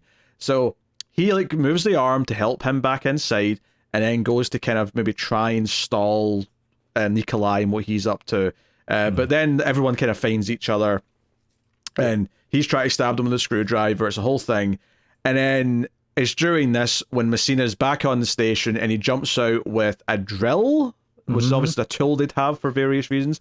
And what's so wild though is that, like, he finds out quite quickly that the lady's gone, right? That Veronica's not here anymore. And he's like, and he gets really upset very quickly. And he starts fighting Nikolai. And this was weird to me, because Nikolai, we know he's the main villain now. We know that they've turned him into being the main villain of the movie, because he's the one that wants to actually kill the Americans. He's the one who's devout, and he's stalking them with a screwdriver through the ship. But it's really weird for me, for Messina's character Gordon to immediately, like, start fighting him when... Why is he taking his anger out on this guy? I mean, other than the fact that this guy's, like, looking dangerous, I suppose, but, like, he kind of, like, with, like, a personal fire, starts fighting him like they're fighting to the death. And I'm like, you don't know how she died, who's responsible for it. Because I was looking forward to him finding out that John Gallagher Jr. is the one that killed her. But we never even get that, because he's dead before we could ever find out. You know what moment was missing? Him finding out that Nikolai was behind the arm. Yeah, that would have made sense. That would have made this make sense that he wanted to fight him. But instead, he doesn't even know the context of what the conflict is right now, beyond just assuming that it's America versus Russia, and just goes for it. And that's it. But it's so weird because you think he'd say who killed her, because he'd maybe assume that one of his fellow Americans did it, right? That would make more sense. And it actually was in this case. It was Gallagher Jr. But he just starts fighting Nikolai like, oh, he must be the bad guy, I'm going to kill him. And that's it. And they end up with this shitty zero-G fight scene. They shut the door, so they're locked in this other compartment, and they're floating around. They drop the drill, they drop the screwdriver, whatever. And eventually they kill each other because their weapons have swapped over, where now Nikolai's got the drill, and he stabs, or drills, I suppose, into the stomach of Messina's character, and then Messina pulls out the screwdriver from Nikolai's pocket. And this was the moment I was talking about, this very Shakespearean, where he lifts it up like a knife and then just stabs it into his neck. And I'm like, okay, so they're both dead. So you went through all this effort to fake the death of a character, bring him back 30, 40 minutes later, only to immediately kill him before he even finds out what happened when he was gone. And that's what I was saying, that it does a good job of keeping you guessing as to what characters are going to die when. But let me be clear, that doesn't mean they die satisfyingly. No, it doesn't feel like it makes sense as to when they die. It's not for that's the thing. It's not for a good reason, though. It's not because it's so well written you can't tell because it's keeping you on its toes and it's playing you like a fiddle. You can't tell because the decisions are so erratic that you can't possibly deduce like who's going to die or when they're going to die. You may as well have just had a character be like, wait a minute, were those peanuts in there? I have a peanut allergy. And then just die then. It's like, oh, okay, why not? Sure. So it's like, okay, we see a quick sort of montage of them like bagging up all the dead bodies and they put them in the storage area. Sad music plays and it's like, okay, right, how are we ending this then? Like, where are we going now? This is where I checked the time. Like, as they were bagging the bodies, I'm like, Jesus Christ, are we almost done with this?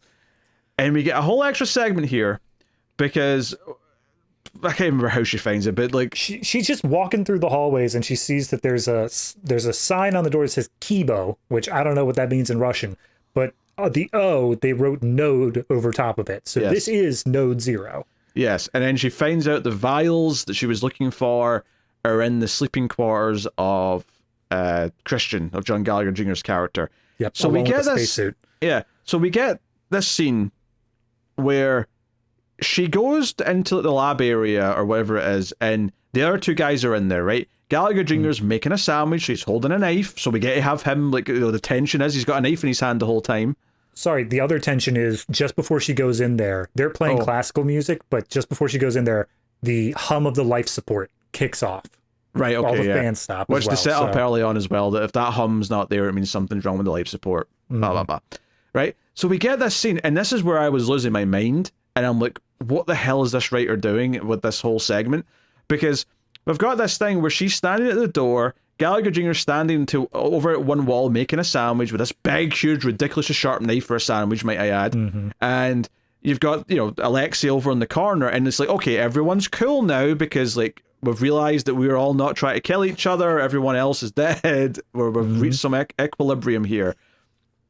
And there's just this tension the whole time. Everything she says, like every time Christian looks over at her, there's just this air of like, is he going to realize that she's figured out that he was up to something, that he sabotaged the stuff before, but he stole the support and he's got the vials and he's gonna bail. Yeah, and like she's trying to like look over at Alexei and give him the eye, like, hey, like, you know, a thing, blah blah.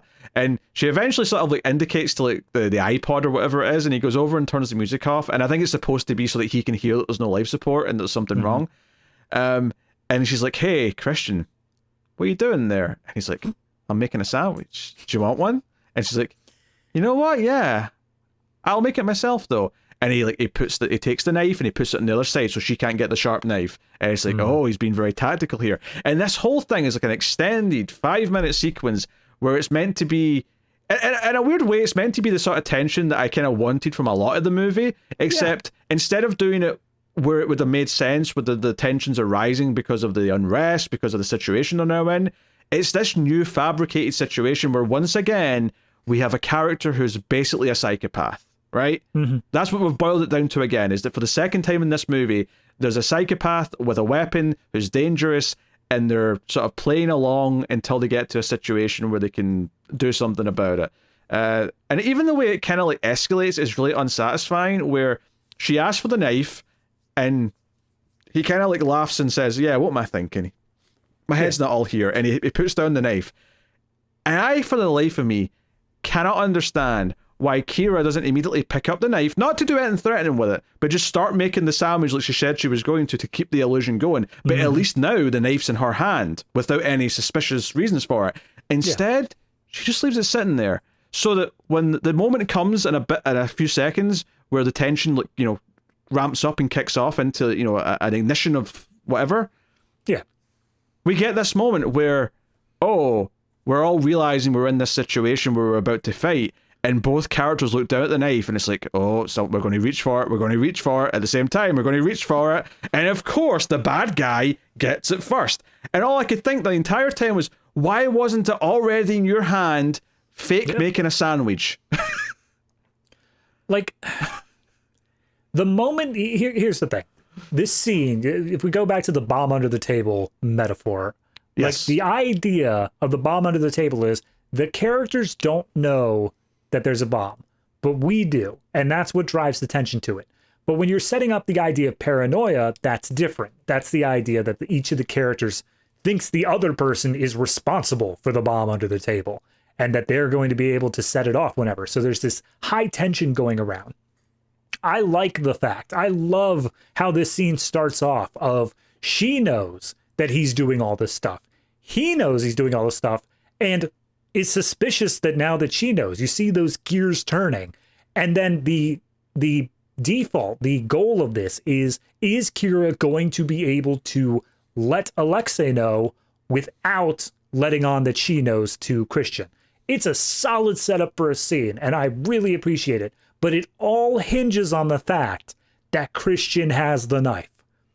As long as he has this weapon that can easily kill her in just a second, she can't just come out and say it. So you're right. The moment the knife hits that table should be the moment where she picks it up, turns to Alexei and says, the life support is off. He has your work. He's going to bail off the ship. We need to stop him. Like, that's all it would take. And then add on top of that, the ending part of the scene that you skipped over was he turns to Alexei and says to him, I turned off the life support and only I can turn it back on. To which Alexei says, nah, dude, I can turn it back on too. And that's where the ignition point happens. That's where everyone starts jumping at each other. It's basically him realizing that she knows, so he's just going to like admit it. And this is the situation we're now in. But because Alexei then says, no, I know how to fix that too, then it's like, oh, we have to actually fight to the death then. All right, okay, because you don't need me alive anymore. But like, there was no point of tension there. Like, the moment that she had it, everything should have been locked out. Everything should have been like, look, if we can keep him up here, then he'll have to turn the life support on. Otherwise, he'll also die. Like, there's a bunch of different situations here, but again, they go with the stupidest one of let's leave the knife there so that way it's all scary as to who's going to jump after it. I'm actually completely okay with them thinking they need to have this solution and then Alexei revealing, no, I can do that too. And then that being like a turning point where, you know, like maybe they're in a moment of tension where it's like, oh, we can't kill him. And like maybe Gallagher Jr. saying that, you know, Christian's saying that out loud, oh, you can't kill me, you need me to survive. And then Alexei says, no, I can fix that too. And then that's the moment where Kira, like, you know, does the killing blow or something. Like, you could do something with that where it would work as a little reveal. But the idea that, again, the way it's like someone's trying to do a very, I don't even know what you'd call it, like a Tarantino-esque or you know, a Michael Mann-esque kind of scene or something. And it's all falling flat because I don't think the writer knows how to construct it. And not to mention the fact that the entire scenario feels just like a tacked on thing after everything else we've already done in the movie. And the fact that now for the second, arguably even the third time, even though it wasn't real the first time, we've got someone who's now just the psychopath on the station that we now have to be scared of. Like everything keeps boiling down to that. Instead of it being this thing where there's no villain because it's like this genuinely, you know, complex situation of two sides how do we get through this? And obviously the audience is hoping for a diplomatic solution where they all learn to like defy what their orders are to overcome it or something, but maybe that's impossible, and that's what the intrigue of the movie is that breaking down and seeing how they can't overcome the ideas of what their orders are, that they don't have to obey them or whatever. Instead, they fall apart and whatever. But instead, every single junction, this movie just turns into someone is an evil villain who will kill people. And that's what we're going to revolve around. We do it multiple times, and we do it one last time here with this character. And yeah, then, you know, like, he tries to stab Kira, Alexei jumps in and gets his hand stabbed to protect her, and then holds on to him whilst Kira strangles him with the strap from the toy that he bought her at the start of the movie. And then the film just ends with them in the shuttle getting ready to go back down, and that's it. You know, they disconnect, fade to black. So just one or two things with that ending is, this is why I completely forgot that the countdown to being too low in orbit was a thing, is because they specifically show that the only thing that's able to stop it or correct it or something like that is being in radio contact with the ground, where as they're getting loaded up into the Soyuz, into the shuttle, it reconnects and you see on a screen like ISS thrusters activated, like it starts moving back up into orbit again. So ultimately, like, it was not a problem, and it's weird that they needed to be in radio contact to do it. But then also, at the end of the movie, is the ground controls for both Russia and US are calling up to the shuttle, basically like, hey, we're ready to help our own guys. Who's in there? Is it the Russians in there, or is it the US in there? Well, specifically, it says, like, did you achieve your order? Did you complete the mission of, like, taking the station and, like, you know, whether it was between either apprehending the others or killing them, whatever, like, did you achieve it? And there's no one to answer, and, you know, the final thing's just our two characters leaving. This idea that their new friendship and camaraderie is overcoming any orders that either of their governments would give them. Especially since, you know, look down at Earth. Like, it's a nuclear holocaust down there. Like, what are they even going back down to at this point? That's, you know what it reminded me of, and this is heavy spoilers for the movie, but it reminded me of the end of Cloverfield Paradox. Okay, yeah. Like, it's that same sort of thing of like, oh, we're up on the space station and something happens down on Earth, and then like they end up leaving the space station, and it turns out like, no, you're just heading to something so much worse. But like, that's not the focus of the ending. The focus of the ending for this one is like, no, but see, we've made a friend, and maybe we'll be able to convince the governments to get along or something. Do you know what this is a much worse version of, actually? There's a perfect comparison, right? I think the closest in terms of being a good movie anyway is Crimson Tide, right? I don't know if you're familiar with that movie. I have not seen it. Nope. So it's a movie about a nuclear submarine. Gene Hackman's in charge. Denzel Washington comes on as like the second in command. And they basically get like an order to launch a nuke. But then there's a second order that doesn't quite finish, so they don't like, but the order looked like it was going to tell them to abort, but because it wasn't finished, Gene Hackman doesn't want to accept it and wants to launch the nuke. And Denzel Washington's like, no, if you launch that nuke, we could be starting a war that doesn't need to be started. We can't just launch nukes if the order was to, you know, not do it. Right. So it becomes this thing of like forming into two camps on a submarine, and it's like, so. But the thing is, though, is that by the time you get to the end, regardless, like, obviously there's some questions about what's going on in the real world and whatnot, but on some level, like, I think if they wanted this ending where it's more about the people in the situation overcame the situation itself, and, like, you know, these two are united at the end, this representation of how we can come together and overcome this bullshit that we all sort of, you know, tribalism and whatnot. Right. I think the situation that they're going back down to on the Earth has to not be something that seems as desolate as it is. Like, it has to almost be like at the end, like, you reveal, oh no, like, the thing you thought was going on down there wasn't real. So all of this, you know, like, I don't know how you'd explain. Turns out it was volcanoes. Yeah. Given the way they present it in the movie, admittedly, I don't know how you turn around and say, no, there's not a nuclear holocaust. But I don't know, like, maybe you do something where, instead of like having something down on Earth like that, instead of seeing explosions, you just have something as simple as someone somehow hacks into like NASA or something and sends this order up, and it's not a real order. It's just some asshole wants to cause, you know, it's a troll basically. Yeah. Right. I mean, there was also when the orders were first given, the what we see on the American side is like, you know, we are investigating Russian involvement or something like that. They say something along the lines of an investigation is going on, but we need you to take control of the ISS during the investigation.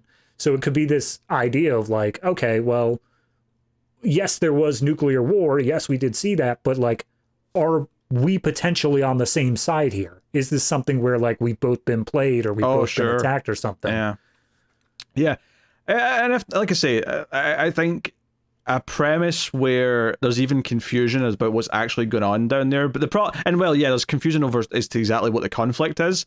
It's pretty clear that there's nuclear bombs going off all over the place. Like that part is not in question. So it almost gets to a point where you're like, what's even the value of one of us taking the station at this point if there's like no one alive down there anymore?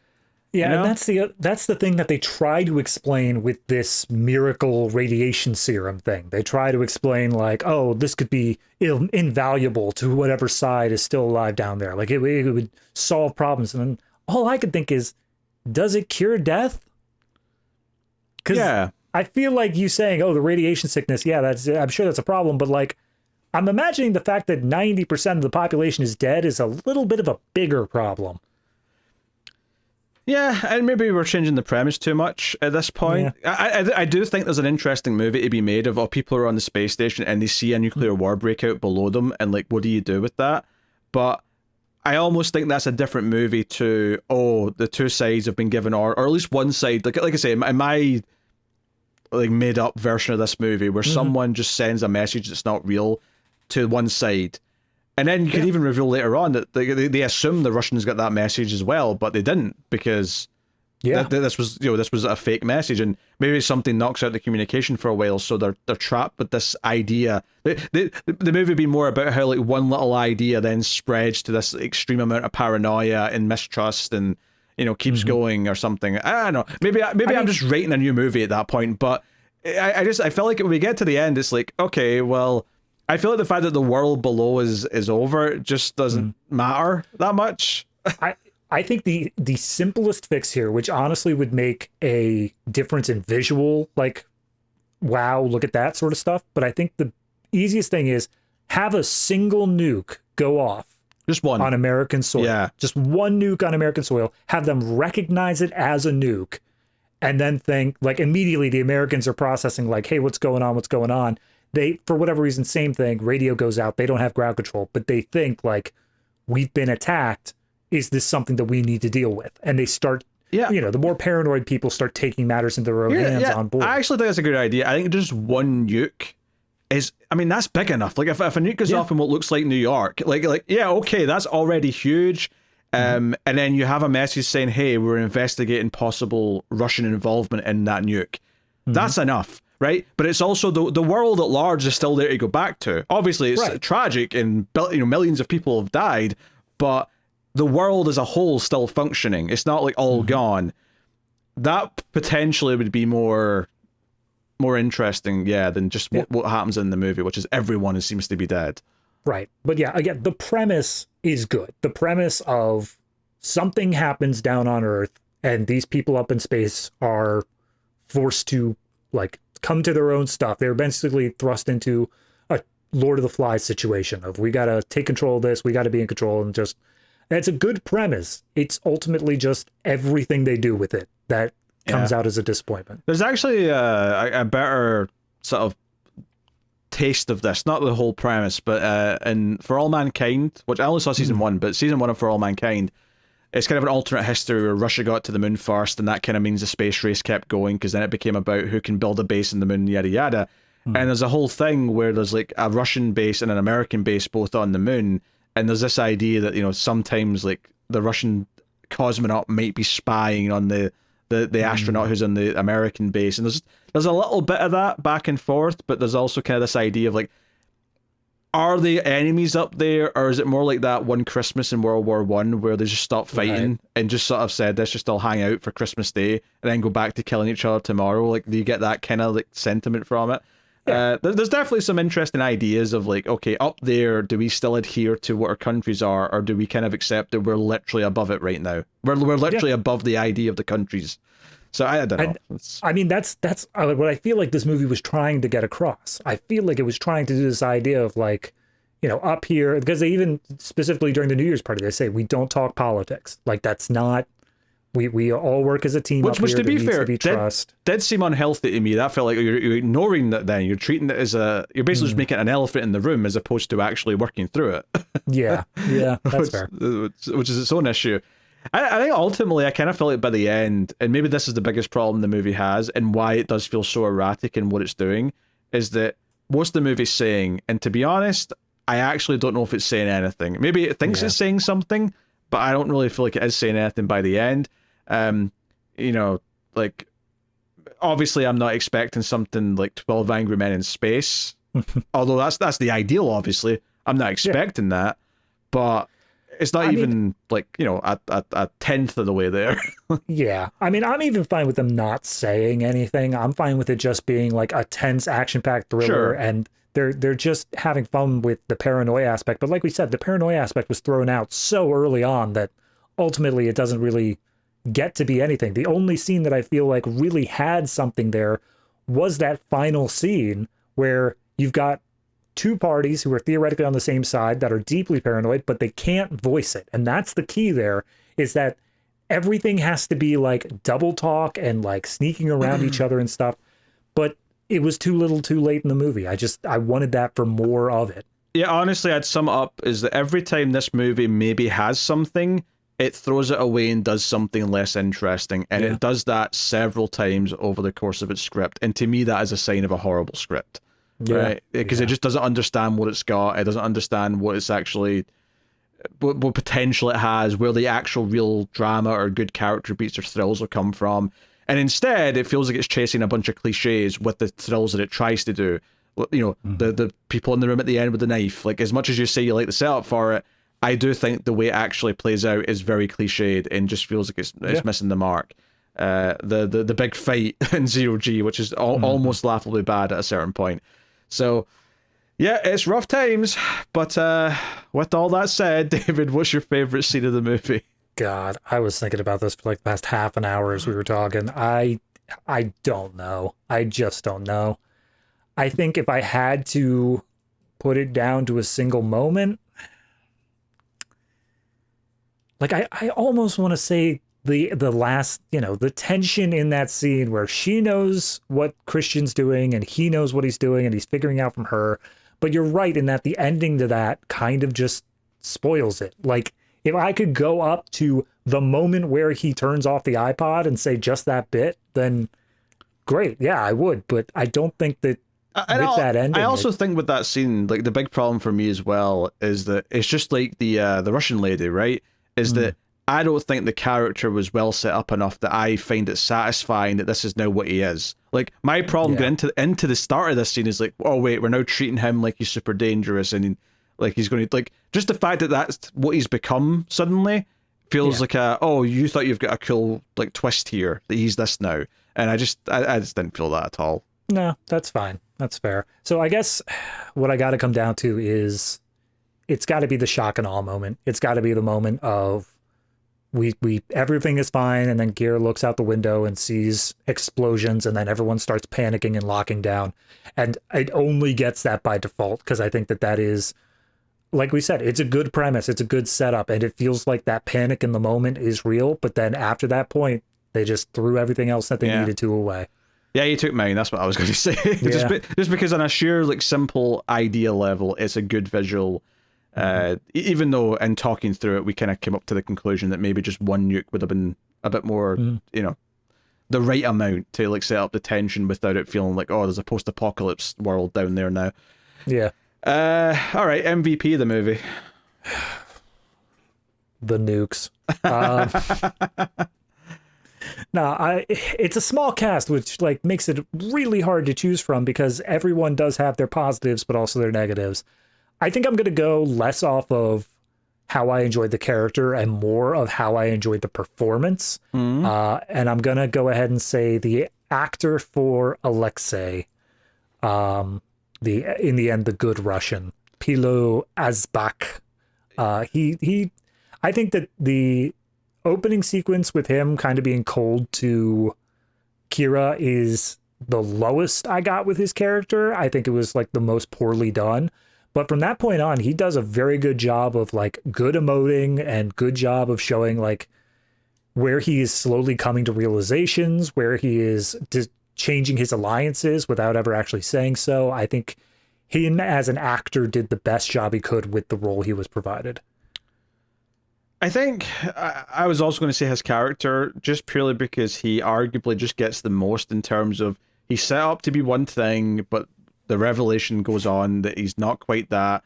So in essence, he, even if it's kind of fabricated, but he effectively ends up with the most depth because of that, because he seems like an asshole who's actually got like strong morals and all that stuff. Yeah. You know, they lay it on a bit thick early on, so this is not really that much praise, to be honest. It's just that he has naturally more than the others. Kira's probably second because she at least, I don't think, does anything as stupid as the other four remaining characters, who all have things that either they do stupid things because they make stupid decisions, or they're just in scenes that are laughably a bit more bad because of how they're being directed or just the situation they're in. Whether that's the zero-G fight, the tether, or, you know, Veronica trying to blow up the station all of a sudden, like just things like that. So, all right, what are you rating ISS? I mean, I'm not gonna give a whole bunch of justification. Just listen to the last hour and a half. I'm gonna say this is a 4. It's definitely beneath the middle mark for me. I think that if you're really into the premise, this might work for you, but like, I can't find any reason why somebody would actively seek this out compared to even your brief description of Crimson Tide was so much more interesting to me than what this movie ended up it's a fun being. movie, yeah. Yeah. So I'll give it a 4. Yeah, like I said earlier, like obviously I don't really have like a number going in at the start of a movie because, you know, who knows what it's going to be. And as it was playing out, I was like, okay, this feels a bit dry, it's a bit bland, but the premise is interesting. But like I said, though, once it got to like the spacewalk stuff, and then, but especially the Veronica stuff afterwards, I was like, okay, this is starting to feel like it's going under that middle mark. It's starting to feel like it's sliding into obscurity and it's never going to come back. And by the time we get to that zero-G fight and just how quickly they throw certain things away, yeah,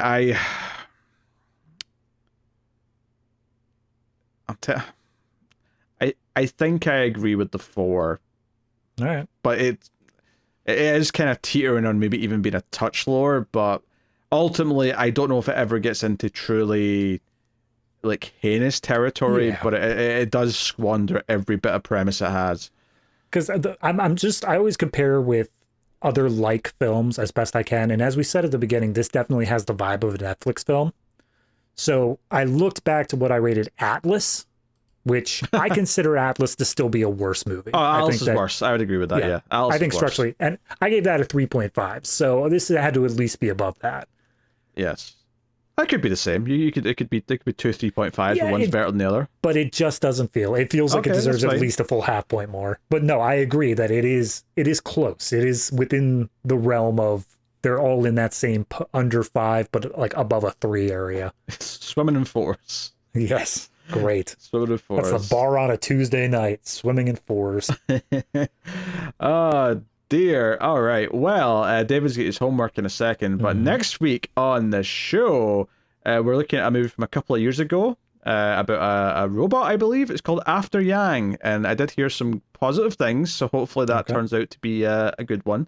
But that's what we're doing next week. Colin Farrell's in it, I want to say, if my memory serves me correctly. Yes, looks like it. 2021. Cool. So we're going to give that a try next week. So just before David does his homework movie, I will say you can, of course, support the show and keep the ace coming by going over to patreon.com/MailFuzzTV. Or, of course, alternatively, if you'd rather, you can do a YouTube membership and get all the bonus shows I'm about to plug at you. But you can get access to the Criterion Cut every month, where me and David review a movie from the Criterion Collection. And you can also get access to Extra Reels, where we review some of the worst things ever made. For example, going out this week, I believe, is the Extra Reels episode of Leonard Part 6, which is a spoof comedy starring Bill Cosby, which even at the time of release was disowned by Cosby, who was the writer, star, and producer. I actually managed to work that one out of my head, and you just gave me like flashbacks. So thanks for that. And it was truly dreadful. So if you want to hear about that, you can get that in extra reels. We also did Madam Web, so it's not always obscure bad movie. Sometimes it's a big new bad movie. So, yeah, but always a bad movie. So check out Madam Web episode if you want. But that is yeah, you do that. Support in any way, shape, or form is helpful. If you want to do a one-time thing, you can of course just hit the super thanks on YouTube. That also, any and all support is greatly appreciated and helps keep all the shows coming, both here in MailFuzz Movies and over in MailFuzz TV. But with all that said, every week on the Ace, David goes back to a movie that was done before he joined the show and gives it a watch and gives us a little quick, brief review at the end here. So what did you watch this week, David? Well, I've basically given up on trying to remain one-to-one in terms of topics or anything. So this one's just vaguely kind of space-related. And that is, I went back and did Starman. Okay, all right. Yep. Absolutely nothing to do with the movie. Jeff Bridges is in that, and the general plot is he is an alien that arrives on Earth and takes the form of the dead husband of a widow, and then they need to travel cross-country in order to get him to the landing spot in order to get back home in time. Meanwhile, the government is doing government stuff. I liked it. I think it was really solid. It kind of strikes me as the absolutely... I don't want to say prototypical because that sounds negative, but like the essential boiled down version of the alien comes to space and learns our culture and like does the slow thing of like picking up on like gestures. And it's always, you know, in a mildly comedic way of like, you know, he gives a thumbs up to a guy and it gets flipped off. And so he thinks that is the proper reaction to getting a thumbs up. Just like Mr. Bean in Bean the Ultimate Disaster movie when he goes to America. Yes. Also, you said when the alien comes to space and learns their culture. I just want to point that out because it was funny. Oh yeah, this all takes place in the ISS. That's why I picked it here. No. But yeah, no, it's a great little fun movie. Without spoiling too much, I think that the ending is a little bit weird for me with the places it goes. Again, I don't want to spoil too much, but there is a very awkward sex scene followed by the promise of a space messiah, which did not seem the direction we were starting with, but it's where we ended up going. But ultimately, if you ignore the general weirdness that the plot gets into, I think that Jeff Bridges does a fantastic... He does a fantastic job of playing a character that theoretically shows like zero emotion, and yet you can understand his emotional journey throughout the movie. So very good job there. Yeah. Karen Allen's also good in it, and also you didn't mention that it's directed by John Carpenter. Also, I forgot it was. Yeah, sorry, I watched this like 3 days ago. Yeah, no, just worth mentioning. It's definitely not one of his best, but I think it's a solid movie. It's got a lot of heart. I think the score's quite good. It's got a great main theme that kind of kicks in at various points. Yeah, I mean, that was I was thinking earlier with the John Carpenter when I was watching it, is the opening, like the very beginning of the movie before we get to Jeff Bridges really being introduced, it feels like a John Carpenter, like The Thing kind of alien. Like it comes out in a very horror aspect. Obviously they flip it around, but it starts pretty creepy. Yeah, because that's just not what it is, but it's almost like he wanted to do something that was a bit more romantic or, you know, less of a thriller or whatever. Yeah, but no, overall, I enjoyed the movie. I think that it is definitely worth a watch if you haven't seen it, because it is just this prototypical alien comes down, learns our culture, and has to escape. It's like E.T., but made for slightly older. Well, my joke, well, like 10 years ago now, when Guardians of the Galaxy came out, this is just the backstory of Star-Lord. Yeah, that's fair. They could just, if they wanted to, they could have just sort of said, hey, this movie's actually the prequel to Guardians of the Galaxy. Nah, that would make sense. They never that did, actually fits pretty well. Yeah. Yeah, no, so overall, I think ratings-wise, this one gets... I'm going to put it at a 7.5. It was at points scratching at that 8, but I think the weirdness that the end of the movie kind of pivoted off into, and it's a little bit unsatisfying in how it ends for me personally. I'm just going to give it a 7.5. Sure. No, fair enough. There you go. That is Starman. So that'll bring an end to the Atomic Cinema Experiment for this week. And we will see you next time for After Yang. But that is the show. So thank you once again for joining us. We always appreciate it. Keep watching science fiction In computer, add salsa.